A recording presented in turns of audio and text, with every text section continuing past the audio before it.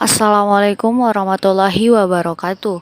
Puji syukur kehadirat Allah Subhanahu wa taala yang telah memberikan kita nikmat kesehatan sehingga kita masih bisa merasakan nikmatnya dunia pada hari ini.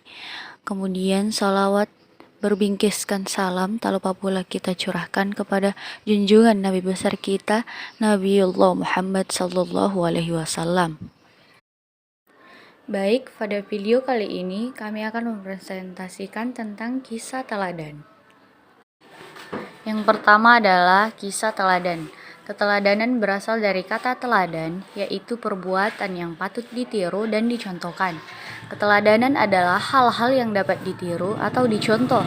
Dalam bahasa Arab, keteladanan diungkapkan dengan kata uswa dan qudwah.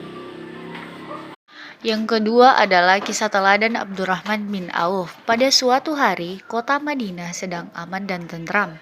Terlihat debu tebal yang menggumpal ke udara, datang dari tempat ketinggian di pinggir kota. Debu itu semakin tinggi menggumpal-gumpali, hingga hampir menutup ufuk pandangan mata. Angin yang bertiup menyebabkan gumpalan debu kuning dari butiran-butiran Sahara yang lunak terbawa menghampiri pintu-pintu kota dan berhembus dengan kuatnya di jalan-jalan rayanya. Orang banyak menyangkanya ada angin ribut yang menyapu dan menerbangkan pasir. Tetapi kemudian dari balik tirai debu itu segera mereka dengar suara hiruk pikuk yang memberitahu tibanya suatu iringan kafilah besar yang panjang. Abdurrahman bin Auf, dia adalah salah seorang dari 8 orang yang dahulu masuk Islam. Abu Bakar datang kepadanya menyampaikan Islam. Begitu juga kepada Utsman bin Affan, Zubair bin Awam, Talha bin Ubaidillah, dan Sa'ad bin Abi Waqqas. Maka tak ada persoalan yang tertutup bagi mereka dan tak ada keraguan-keraguan yang menjadi penghalang.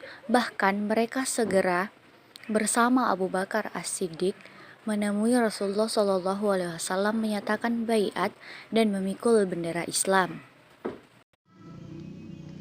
C. Kisah teladan Abu Sar al-Ghifari. Meskipun seorang Abu Sar berasal dari suku Ghifari yang merupakan seorang penyamu dan memiliki masa lalu yang keras sebagai seorang perampok besar dengan sering melakukan aksi teror dan kekerasan demi untuk mendapatkan apa yang diinginkannya setiap harinya, ia merupakan orang yang baik hati. Kisah Abu Sar al-Ghifari sebelum masuk Islam dikisahkan bahwa suatu waktu Abu Sar merasa bahwa ada yang salah dengan apa yang telah dilakukannya selama ini. Saat ia melihat penderitaan korban yang telah menjadi sasaran aksi terornya, ia kemudian menyesali perbuatannya dan ingin berhenti dari segala bentuk kejahatan yang menjadi kebiasaan sukunya itu. Bukan hanya menyesal dan berhenti secara pribadi, ia bahkan berniat mengajak teman-temannya untuk ikut insyaf bersamanya. Setelah Abu Sar masuk Islam, dengan rasa bangganya ia mengumumkan keislamannya dengan berkeliling kota Mekah. Hal itu justru malah memicu kemarahan suku Quraisy sehingga ia menjadi sasaran kekerasan suku Quraisy. Mengetahui itu, Rasulullah SAW menyuruh Abu Sar untuk kembali kepada keluarganya. Abu Sar menerima perintah itu dengan membawa kebanggaannya akan Islam. Sesampainya pada keluarganya, ia menyeru dan mengajak seluruh keluarganya dan sukunya untuk memeluk Islam. Dengan berbagai upaya, akhirnya ia mampu membawa suku Ghifar memeluk Islam. Keinginannya tersebut justru menimbulkan kemarahan suku-sukunya, sehingga mengusir Abu Sar dari sukunya. Lalu dalam perjalanan tersebut, Abu Sar mendengar sebuah kabar menggemparkan di kota Mekah. Kabar mengenai Rasulullah SAW yang tengah berdakwah agama Islam. Abu Sar merasa tertarik dan ingin bertemu dengan Rasulullah SAW. Setelah ia bertemu dengan Rasulullah, ia menyatakan masuk Islam dengan sukarela dan ia termasuk dari arahan satu al-Sibiqunal al-Awalun.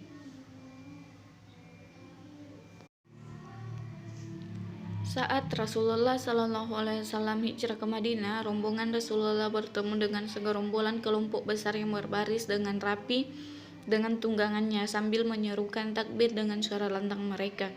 Rasulullah Shallallahu Alaihi Wasallam takjub dan terheran-heran mengenai siapa mereka. Ternyata mereka adalah suku Ghifar yang telah memeluk Islam bersama dengan Abu Sar.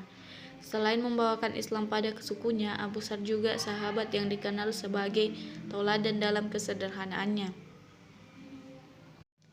Untuk lebih lengkapnya, silakan membaca desain pembelajaran kami. Baiklah, itulah tadi pemaparan materi dari kelompok kami. Mohon maaf atas segala kekurangan. Saya ucapkan banyak terima kasih kepada dosen pengampu yang telah mempercayakan kami membawakan materi ini, yaitu tentang kisah teladan. Sekian dari kelompok saya.